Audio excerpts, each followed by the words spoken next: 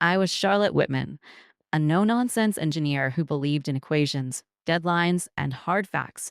God and spirituality were just fairy tales for people afraid of the dark. My life was orderly, predictable, and mine alone to control until the night I died. In those few moments, suspended between life and death, I saw the truth, a brilliant, living tapestry where every choice I'd made rippled across countless lives, leaving scars I couldn't ignore. When I came back, I wasn't the same. I couldn't be. How do you return to normal after seeing how deeply your life is intertwined with the eternal? It was a bitter November night, the kind where the cold seeped into your bones no matter how high you cranked the heat. I gripped the steering wheel tightly, my knuckles white, the tension in my chest matching the darkness pressing in from the forest on either side of the highway. My sister's voice still rang in my ears, her words cutting sharper than I wanted to admit. "We've been arguing again. You can't just keep dismissing everything, Charlotte. Not everything can be solved with logic," she'd said, her voice trembling with frustration. I'd fired back, my tone sharp and unwavering. And not everything needs to be explained with your "God works in mysterious ways" nonsense. Some things just happen. That's it. The tension had hung in the air like a suffocating fog, neither of us willing to yield. By the time I stormed out of her house and got into my car, I wasn't just angry, I was exhausted. The road stretched out ahead, empty and quiet except for the rhythmic hum of my tires on the asphalt.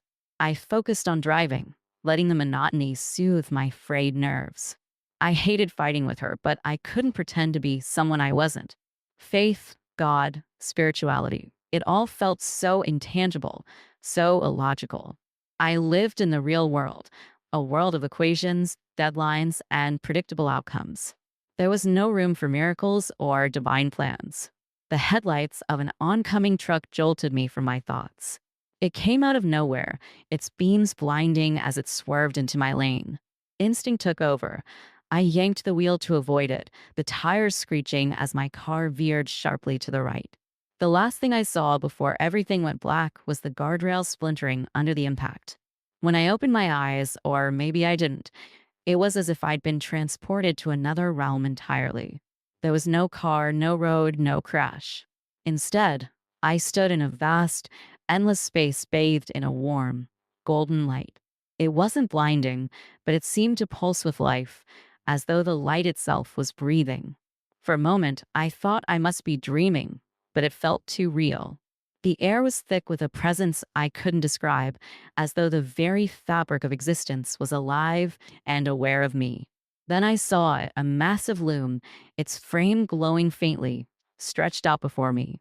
Threads of light wove themselves together in intricate patterns, shimmering with colors I couldn't name. It was beautiful and overwhelming, and I felt drawn to it, unable to look away. As I approached, I noticed that the threads weren't just light. They were alive, pulsing and shifting as though they had a will of their own.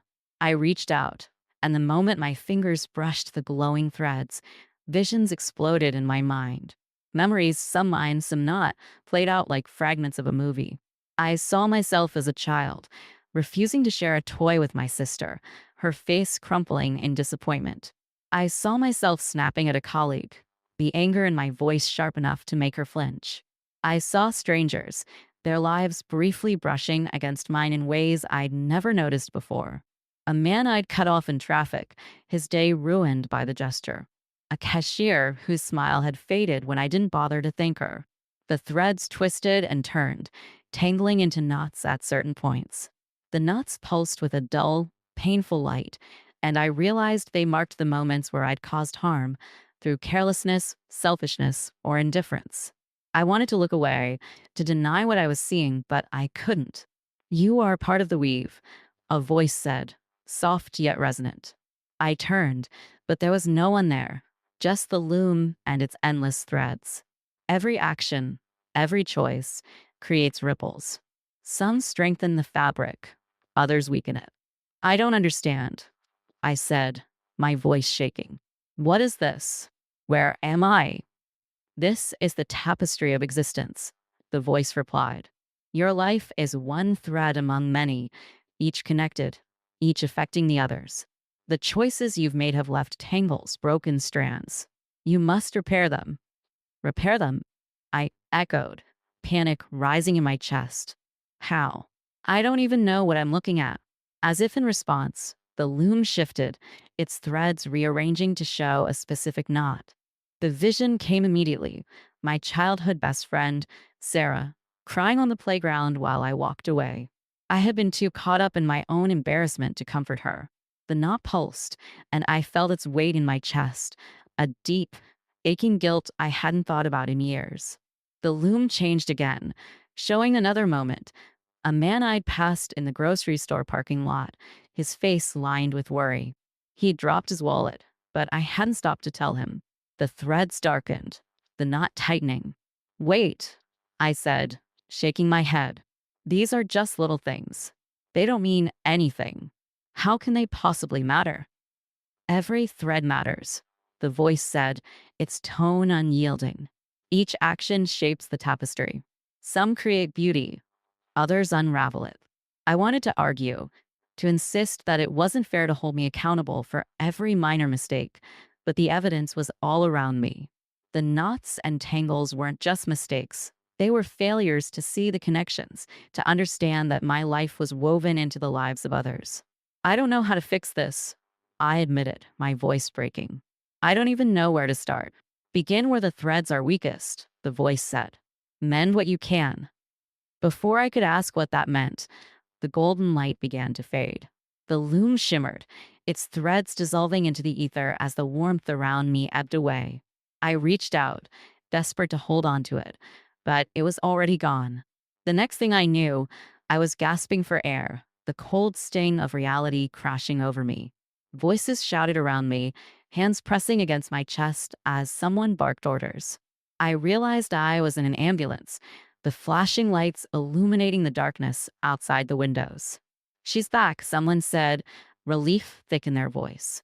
I wasn't sure what had just happened, whether it was real or some hallucination brought on by trauma, but one thing was certain. I couldn't go back to the way things were. I had seen something beyond explanation, something that had shown me the fragility of the connections holding us all together. And for the first time in my life, I wasn't sure if logic would be enough to make sense of it. I woke up in the hospital, the sterile smell of disinfectant and the soft beep of monitors grounding me in the present. The first thing I noticed was the heaviness in my chest, like a weight had settled there that no amount of air could lift. My sister sat by the bed, her face pale and streaked with tears. She looked up as I stirred, relief flooding her expression. You scared me half to death, she said, gripping my hand tightly. I tried to respond, but my throat felt raw, my voice catching on the edges of a wordless ache. The doctors came in not long after, explaining in clinical detail what had happened. Cardiac arrest following the crash, multiple resuscitation attempts, a fragile but stable recovery. They didn't mention what I'd seen. They couldn't, of course. To them, it was just a medical episode. But to me, it was something else entirely. My mind kept drifting back to the loom, the threads, the voice. Every time I closed my eyes, I saw those tangled knots, each one a reminder of my failures. It was unbearable. You've been given a second chance, my sister said later that evening, her voice quiet but firm. You should think about why. Don't, I snapped, sharper than I meant to. Don't turn this into some kind of divine intervention. She recoiled, hurt flashing across her face, but she didn't press me. Instead, she squeezed my hand again and left me to my thoughts. I spent the night staring at the ceiling, replaying the vision in my mind. The voice's words echoed relentlessly. Begin where the threads are weakest. Mend what you can. But how was I supposed to do that? The loom, the threads, it felt so abstract, so impossible to translate into the real world. It wasn't until the next day that the threads began to appear. At first, I thought I was imagining it. A faint shimmer around the nurse who adjusted my fore. A flicker of light trailing behind my sister as she walked across the room. But then, as I focused, I began to see them more clearly. Delicate, glowing strands connecting people, stretching out to places I couldn't see. Some were vibrant and strong. others faint and frayed, but they were everywhere.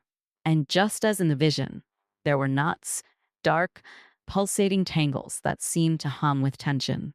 I told myself it wasn't real, that it was some lingering effect of the trauma. But the more I watched, the more undeniable it became.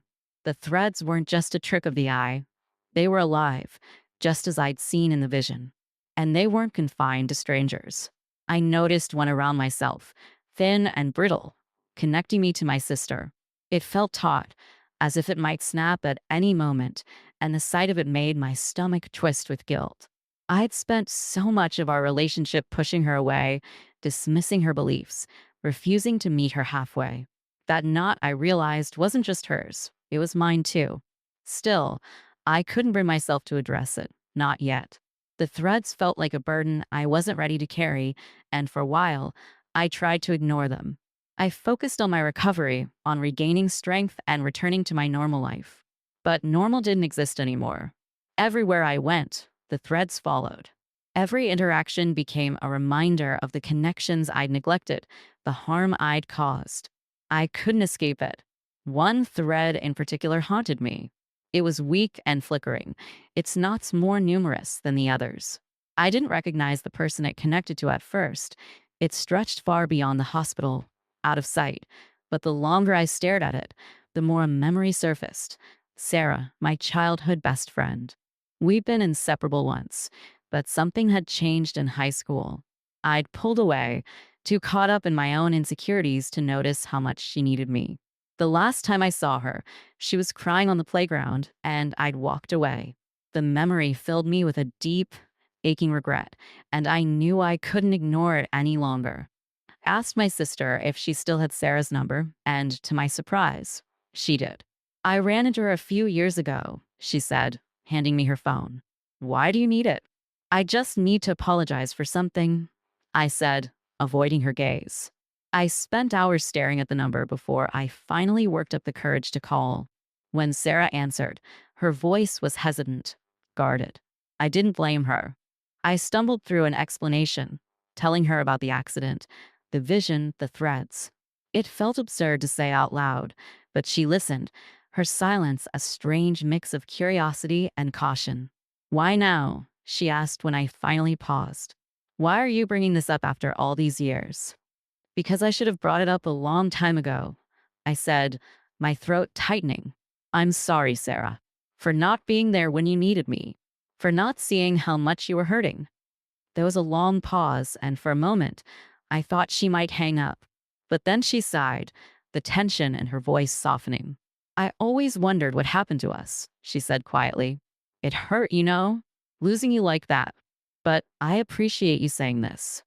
We talked for a while after that, catching up on the years we'd missed. It wasn't a perfect conversation. There was still an awkwardness, a distance that couldn't be bridged in one phone call. But it felt like a start. And when we hung up, I noticed the thread connecting us had changed. It was still fragile, but the knots were looser, the light a little stronger. It was the first time since the accident that I felt something close to hope. But the threads didn't let me rest. Each one seemed to tug at me, pulling me toward moments I'd long buried or ignored. A neighbor I'd snapped at during a snowstorm. A colleague I'd undermined in a meeting. The man in the parking lot whose wallet I'd ignored. Each thread carried its own weight, its own story, and I began to see just how much damage I'd done without even realizing it. I didn't know how to fix all of it. The sheer scope of the task felt overwhelming, impossible. But as I lay awake that night, the voice from the vision echoed in my mind again. Begin where the threads are weakest. Mend what you can. And so I resolved to try. I had thought reaching out to Sarah would bring a sense of closure, but instead, it opened something inside me I hadn't been prepared for, a flood of memories, regrets, and the undeniable truth that there were so many more knots in the tapestry of my life. It wasn't just Sarah. Her thread was only the beginning. The next thread that caught my attention was faint, almost invisible, yet it seemed to pull at me with an urgency I couldn't ignore. It led me to a woman I hadn't thought about in years, a former colleague named Amanda. We had worked together on a project that, at the time, felt like the biggest thing in the world.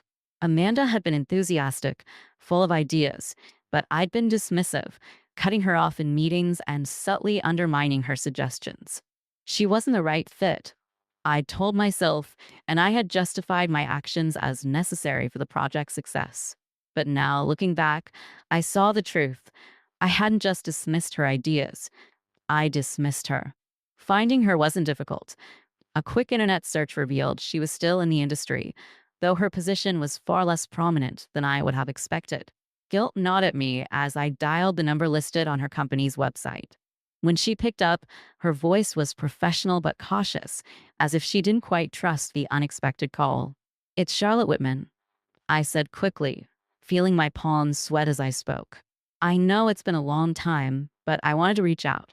There's something I need to apologize for." There was a pause, and I braced myself for the possibility that she might hang up. Instead, her tone softened, though it still carried an edge of wariness. "Apologize? For what?" I launched into an explanation, fumbling over my words as I tried to explain what I'd done and why it mattered now. I couldn't bring myself to tell her about the threads or the loom. I doubted she would believe me, but I poured out the rest, admitting how wrong I'd been to treat her the way I had. "I didn't see it then," I finished, my voice trembling, "but I do now. I was unfair to you, and I'm sorry." For a moment, all I heard was silence.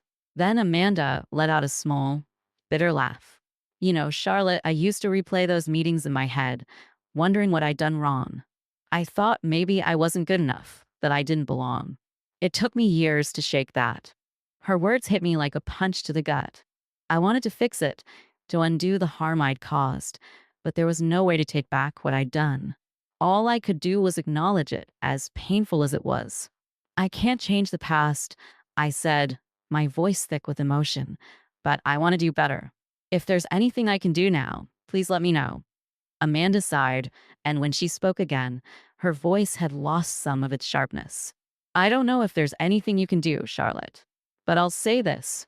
Hearing you admit it, it helps. More than I expected." When we ended the call, I noticed the thread connecting us had brightened, its light stronger and steadier than before. The knots were still there, but they no longer pulsed with the same painful intensity. It wasn't a perfect resolution, but it was something. Each thread I followed seemed to lead me deeper into the tangled web of my past. Some were easier to confront than others: a neighbor I'd ignored during a power outage, a friend I'd drifted away from without explanation. Others were harder, the wounds more raw. One thread led me back to my father, and the weight of it nearly stopped me in my tracks. My father and I had never been close. He was a practical man, much like I had been, but his practicality often veered into harshness. When he was dying, I'd visited out of obligation, not love, sitting stiffly by his bedside and struggling to find the right words. When he'd asked if I forgave him, I had evaded the question, offering only a vague, "It's fine." He died the next day, and I hadn't thought much about that moment since. But now, the thread connecting us glowed faintly, its knots thick and unyielding. I didn't know how to fix something with someone who wasn't there anymore. The thought of confronting my own guilt and resentment felt unbearable, but the thread wouldn't let me ignore it. It tugged at me relentlessly, demanding my attention. One evening, I found myself sitting in the attic of my childhood home, surrounded by boxes of old photographs and letters. As I sifted through the remnants of my father's life, I began to see him not as the distant, stern figure I'd always remembered, but as a man who had struggled, who had tried in his own flawed way to connect. I found a letter he'd written to me when I was a teenager, one I'd never bothered to read. In it, he apologized for his shortcomings, for the times he'd been too harsh, for the love he hadn't known how to show. Tears blurred my vision as I read the words, my heart aching with the weight of everything left unsaid. For the first time, I allowed myself to forgive him, not because he'd asked for it, but because holding on to the anger felt like another knot, another tangle in the tapestry that didn't need to be there. And in forgiving him, I found a small measure of peace for myself. The thread connecting us changed that night. It didn't disappear.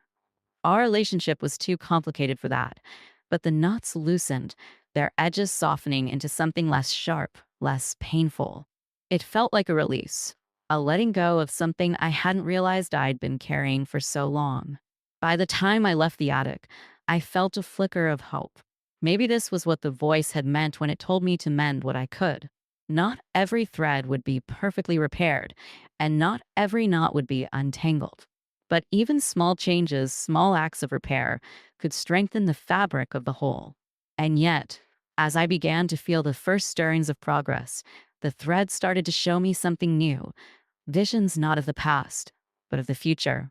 They revealed glimpses of what could happen if I failed, if I didn't act quickly enough. The tapestry wasn't just mine to mend, it was connected to countless others, each thread a lifeline stretching out in ways I couldn't fully understand. And some of those threads were beginning to unravel. The visions began subtly at first, flickering moments that felt more like intrusive thoughts than revelations. I'd see them when I was alone, often at night, when the world was quiet enough for the threads to speak. They weren't memories, though they carried the same weight as the ones I'd revisited. If anything, they felt heavier, more urgent. They showed futures that weren't just mine, ripples of consequence that extended far beyond my life. And they weren't bright, hopeful threads. They were dark, unraveling ones. One evening, as I sat by the window with a cup of tea, the first full vision struck me. It was like being pulled out of my body, my breath catching as the world shifted around me. I was standing in a hospital, watching a young nurse argue with her supervisor. Her exhaustion was palpable, her frustration raw. The argument escalated, and the nurse stormed out of the room, her shift unfinished. The vision shifted again, and I saw the patient she hadn't returned to, a man slumped in a hospital bed, his monitors beeping erratically. No one was there to help him in time. I jolted back to reality, the tea spilling from my shaking hands. The vision left me breathless, my heart pounding as if I lived through it myself. I didn't know the nurse or the patient, but something about the thread felt familiar. It didn't take long for me to trace it back to its source. It was the nurse I'd spoken harshly to in the hospital after my accident, dismissing her with a curt response when she tried to make small talk. I'd been too wrapped up in my own discomfort to see how much she was struggling. Now, I couldn't stop thinking about her. I didn't know her name, but I remembered her face, the exhaustion in her eyes, the way her shoulders sagged under the weight of her day. The thread connecting us was frayed and thin, and I could feel the tension in it, like it might snap at any moment. I needed to do something, but I didn't know how to reach her. Frustration mounted as I realized the limits of my power. I could see the threads, feel their weight, but I couldn't always intervene directly. The voice from my vision had told me to mend what I could, but it hadn't given me a manual for how to do it. Some threads were so deeply tangled, so intertwined with others, that I didn't know where to begin. The next vision came 2 nights later, just as I was starting to fall asleep. This time, it was a neighbor, an older man who lived 3 houses down from me. I'd barely spoken to him in the years we lived on the same street, waving politely when we crossed paths, but never bothering to learn his name. In the vision, I saw him sitting alone in his living room, the television flickering in the background. His face was lined with despair, his hands trembling as he reached for a bottle of pills. I woke with a gasp, my heart pounding. I didn't want to believe it was real, but the threads didn't lie. The one connecting me to my neighbor glowed faintly in the darkness, its knots tighter than ever. I felt an overwhelming sense of urgency, a need to act before it was too late. The next morning, I walked down the street, my heart racing with every step. I didn't know what I was going to say or how I could possibly make a difference, but I knew I couldn't ignore the vision. When I reached his house, I hesitated for a moment, my hand hovering over the doorbell. Finally, I pressed it, the sound echoing through the quiet street. He opened the door slowly, his expression wary. Up close, I could see the weariness in his eyes, the way his shoulders slumped as if the weight of the world was pressing down on him. "Can I help you?" he asked, his voice gruff but not unkind. "I'm sorry to bother you," I said, forcing a smile. "I just realized we've been neighbors for years, and I've never properly introduced myself. I'm Charlotte." He blinked, clearly surprised, but after a moment, he nodded. "Arthur," he said. "Nice to meet you." I don't know what I expected, that he'd immediately open up, that my presence alone would somehow untangle the knots in his thread. But it didn't happen. He invited me in, though, and we talked for a while about mundane things: the weather, the state of the neighborhood, his love of gardening. It wasn't much, but it was something. As I left, I noticed the thread connecting us had changed, its light a little stronger than before. Not every attempt went as smoothly. When I reached out to a former coworker I'd wronged years ago, hoping to make amends, I was met with anger and skepticism. "Why now?" she demanded. "Do you think saying sorry will magically fix everything?" Her words stung, and I didn't know how to respond. I stumbled through an apology, but when the call ended, the thread between us felt more strained than ever. It was a stark reminder that I couldn't control how others responded to my efforts, no matter how much I wanted to. As the days passed, the visions grew more frequent, each one a warning of what could happen if I didn't act. They showed me the ripples of my choices, the way my actions or inaction affected not just the people I knew, but also those I'd never met.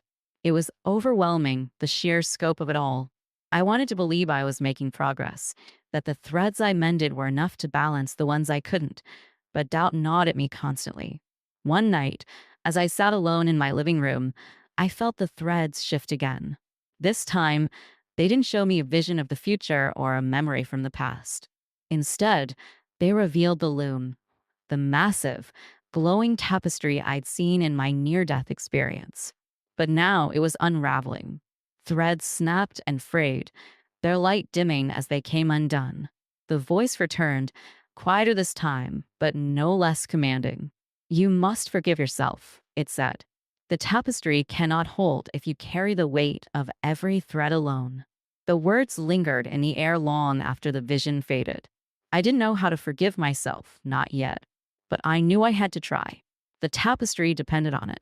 The voice lingered in my mind, its words wrapping around me like a second skin. "You must forgive yourself." It sounded so simple, but the weight of it pressed down on me like a mountain. Forgiving others, reaching out, making amends, that was hard enough. But to turn that same compassion inward, it felt impossible. I spent days trying to distract myself, throwing energy into repairing the threads I could. I visited Arthur again, bringing him some cookies I'd hastily baked, hoping the gesture might brighten his day. He smiled this time, a real one that softened the lines on his face. "You didn't have to do this," he said, his voice less guarded than before. We sat together in his garden, talking about his late wife and the roses she used to tend. When I left, the thread connecting us felt steadier, the knots loosening bit by bit. But no matter how many threads I mended, the tension in my own never eased. It was as though every effort only highlighted the threads I couldn't fix, the moments I couldn't undo. They stayed with me, gnawing at the edges of my resolve, until I found myself staring at the one thread I'd avoided the most. It stretched faintly into the past, knotted and frayed beyond recognition, and led straight to my ex-husband, Daniel. Our marriage had ended years ago, not with a single blowout, but with a slow erosion. I'd been distant, emotionally unavailable, more focused on my career than on the person I'd vowed to spend my life with. By the time we signed the divorce papers, there was little left between us but bitterness and regret. I'd buried that chapter of my life so deeply that seeing the thread now felt like a sucker punch.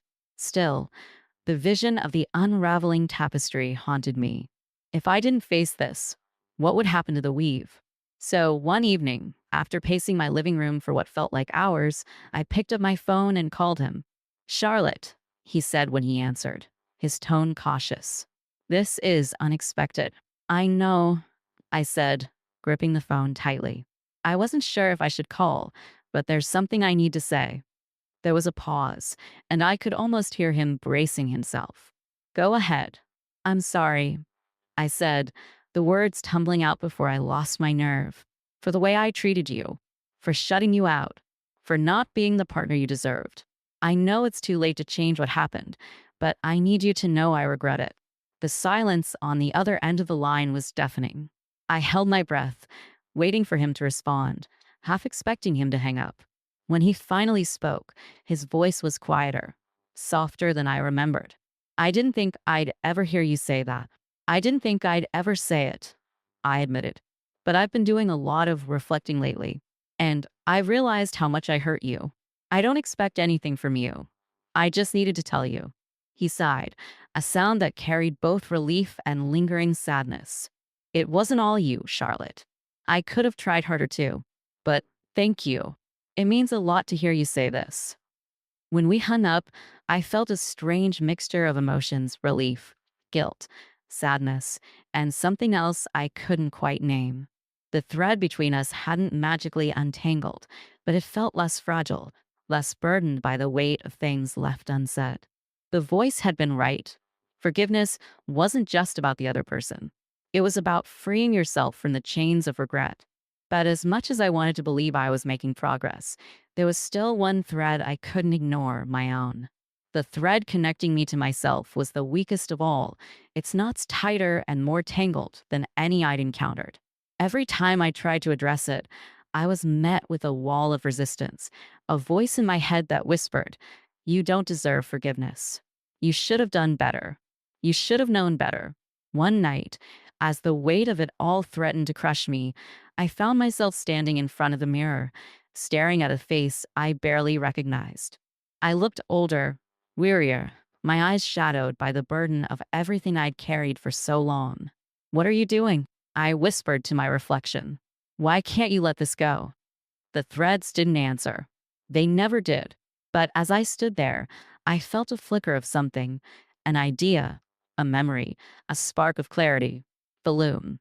The voice had told me to mend what I could, but it hadn't told me to do it alone. Maybe I couldn't untangle my own thread because I was too close to it, too caught up in the knots to see the bigger picture. Maybe I needed help. I sat down with a pen and paper, something I hadn't done in years, and began to write. At first, the words came slowly, haltingly, but soon they poured out of me in a torrent. Everything I'd felt, everything I'd feared, everything I hadn't allowed myself to face. I wrote about the moments I regretted, the people I'd hurt, the ways I'd failed myself. And as I wrote, I began to see the thread more clearly, not just its flaws, but its resilience, its strength. By the time I finished, the sun was rising, its light spilling into the room and painting everything in a soft, golden glow. I stared at the pages in front of me, feeling lighter than I had in weeks. The knots in my thread were still there, but they didn't feel as tight, as overwhelming. For the first time, I felt like I could breathe. It wasn't a perfect solution. Forgiveness, I realized, wasn't a one-time act, but an ongoing process, a choice I would have to make every day. But it was a start. And as I looked out the window at the world bathed in morning light, I felt a flicker of hope. The tapestry wasn't perfect, but it was holding. And so was I. The weeks that followed felt like a slow, gradual awakening. I had begun to mend the threads in my life, small steps, fragile attempts to rebuild the relationships I had neglected, but they were real, and they were enough. I felt different, not entirely healed, but not as broken as I once had. The looming pressure that had consumed me seemed to lighten, and I began to see the connections in my life with a clarity I had never known. But the tapestry I knew was still not whole. The knots were looser, the threads brighter, but there was more to do. The loom never stopped shifting, never stopped showing me new connections to heal, new mistakes to acknowledge. Every day brought something else to face, and though the burden had eased, it was still there, an unspoken challenge. It was exhausting, but the more I worked on it, the more I felt like I was being reshaped, too. It was a delicate balance, restoring the fabric while still learning how to live in the world with new eyes. One morning, I walked through the neighborhood, running errands I'd put off for weeks. As I passed a small park near my house, I saw a familiar figure on a bench. It was the old man, Arthur, the neighbor I had reached out to not long ago. He was sitting alone again, his gaze distant. Something about him caught my attention that morning. His head hung low, his body slumped more than usual. I paused, uncertain. The thread between us had strengthened, yes, but it still felt fragile. I wasn't sure if I could help him any more than I already had. Yet the pull of the thread, the tug of the loom, told me I needed to try. I crossed the street and approached him slowly, my feet feeling heavier with each step. Arthur, I called softly as I came to a stop beside him. His eyes lifted, the deep lines on his face softening when he recognized me. He smiled faintly. Charlotte, it's good to see you. I sat beside him on the bench, the morning sun casting long shadows across the park. How are you doing today? Arthur hesitated, his hands gripping the edge of the bench. Not great, honestly, he said after a pause. It's been a hard few weeks. I've been feeling like the world's moving on without me. It's harder to keep up these days. I didn't know what to say at first. He had always been so proud, so independent. To hear him admit his vulnerability was a stark contrast to the man I'd first met. I felt the thread between us shift, the knots pulsing with a different kind of tension. It was the weight of his unspoken grief, the loss that had been lingering just beneath the surface. I've been there, Arthur, I said quietly, the words slipping out before I could stop them. I know what it feels like to think you've been left behind. He turned to look at me, his gaze searching, as though trying to see if I truly understood. I nodded, feeling the weight of my own experiences settling between us. After my divorce, after everything that happened in my life, I felt like I didn't matter anymore, like my place in the world was gone. Arthur's eyes softened, his voice barely above a whisper. I know what you mean. After she died, I didn't know who I was anymore. The silence between us stretched, heavy with everything left unsaid. I could feel the knot in our thread tightening, not in a bad way, but in a way that made me realize how deeply his pain mirrored my own. The weight of it was real, but there was a shared understanding now, a recognition of the way grief could stretch you thin, but also how it could create connections between people who needed each other, even if they didn't know it. I've been learning something, I said, my voice low but steady. I've been learning how to forgive myself. It's the hardest thing I've ever done, but it's the only way to heal. Not just for the people I've hurt, but for myself, too. Arthur didn't say anything for a moment, his gaze drifting to the ground. Then he nodded slowly. Maybe that's the hardest lesson of all, he said quietly, to forgive yourself. We sat in silence for a while, the gentle sounds of the park filling the space between us. The knot in our thread had loosened, but there was still work to be done. I didn't have all the answers, and neither did Arthur. But for the first time, it felt like we were both on the same path, both learning how to repair the damage that life had done to us. When I left Arthur that day, I felt a sense of peace I hadn't known in years. It wasn't the peace of having everything figured out or the satisfaction of having solved all the problems. It was the peace of knowing that I was trying, that I was doing the best I could, and that even the smallest effort could make a difference. I spent the next few days focusing on small things, reconnecting with old friends, reaching out to people I'd distanced myself from. Each action, no matter how small, felt like a step forward. I was still working on mending the threads, still learning to forgive myself, still striving to understand the intricate web of connections that tied us all together. But the burden was lighter now, and I knew I was on the right path. One evening, as I sat in my living room, the threads around me pulsed gently, their glow soft but steady. I looked at the loom in my mind's eye, the tapestry stretching out before me, each thread shimmering with the lives of everyone I had touched. The knots were fewer now, the fabric stronger. I realized that this ongoing effort, this constant work to repair, to forgive, to grow, wasn't just about fixing what was broken. It was about understanding the beauty of the weave, the way every thread mattered, even the ones that had been frayed, even the ones that had been tangled. And as I sat there, watching the threads of my life flicker and shift, I felt a deep, overwhelming sense of connection. The tapestry wasn't perfect, but maybe that was the point. Its beauty wasn't in its flawlessness, but in the way every thread, every life, wove together to create something greater than the sum of its parts. And for the first time, I believed it was enough.